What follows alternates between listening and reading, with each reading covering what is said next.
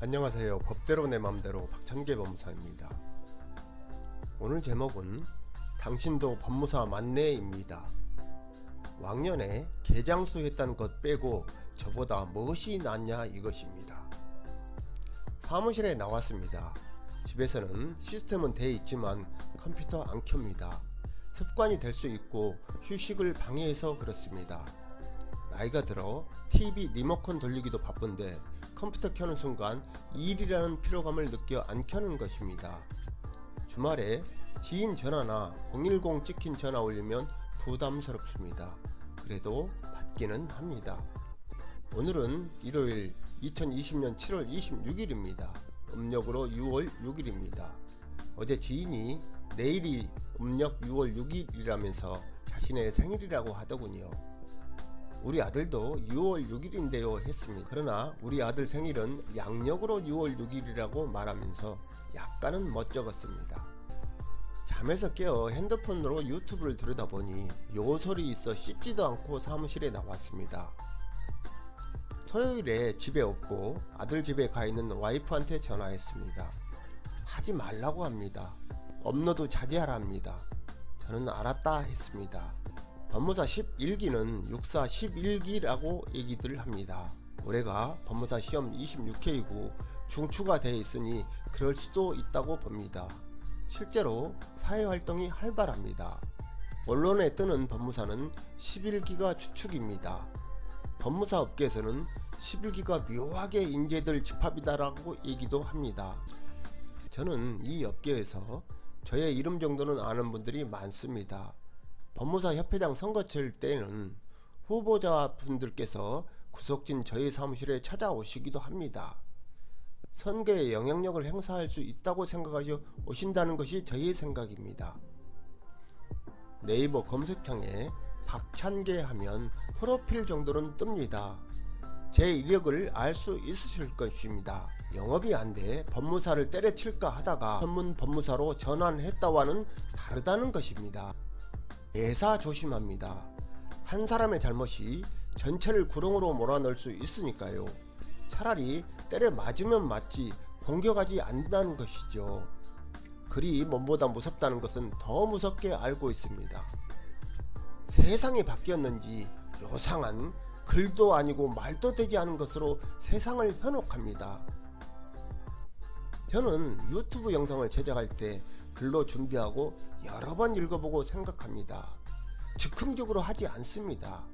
유튜브에 즉흥적으로 말이나 글을 올리지 않습니다. 총체적 그리고 전체를 들여다보면 책 잡힐 것일 수 있기 때문입니다. 육체적 능력이야 뭐 저를 아는 사람은 알고 있지요. 건들면입니다. 일단 군 경력이 육군이 아닙니다. 저는 유튜브를 한 지 4개월이 조금 지났습니다. 언택트 시대에 취미활동이나 봉사활동 등이 제약됐습니다. 그래서 생활 속의 법 이야기라는 취지로 유튜브를 시작했습니다. 수험 시절에 봤던 책을 다시 보고 그때 알지 못했던 내용을 알게 되고 아주 유익하고 보람이 있습니다. 저의 법무사 업무에 많은 보탬이 됩니다. 그리고 유튜브 구독자 한 분 한 분이 늘어날 때마다 기분이 아주 좋습니다. 구독자 늘어날 때 블로그에 글을 올리고 통계를 볼 때 느낀 쾌감입니다. 빠져나가실 때 왜일까 고민해 보기도 합니다. 제가 전라도 사투를 쓰니 제 사무실이 전라도 어디쯤이라고 하시던 구독자분의 전화도 있었지요. 저는 서울 남부지방법원인 목동을 거쳐 서울 금천구 가산 디지털 단지 그리고 이제는 고양시 삼성동으로 왔습니다. 이유는 집이 이곳에 있고 임대 사무실이 아닌 내 것이기 때문입니다. 지하철 3호선 은평구 구파발역에서 지축을 지나면 삼성역이 있습니다. 그 삼성역 6번 출구에 자리 잡았습니다. 혹자는 또 비판할 것입니다. 사무실을 자주 옮겼다는 것이죠. 목동에서는 2년, 15년 전 그 당시 부가세 포함 190만원이었습니다. 그리고 너무 잡다한 일이었습니다. 전문성을 쌓자.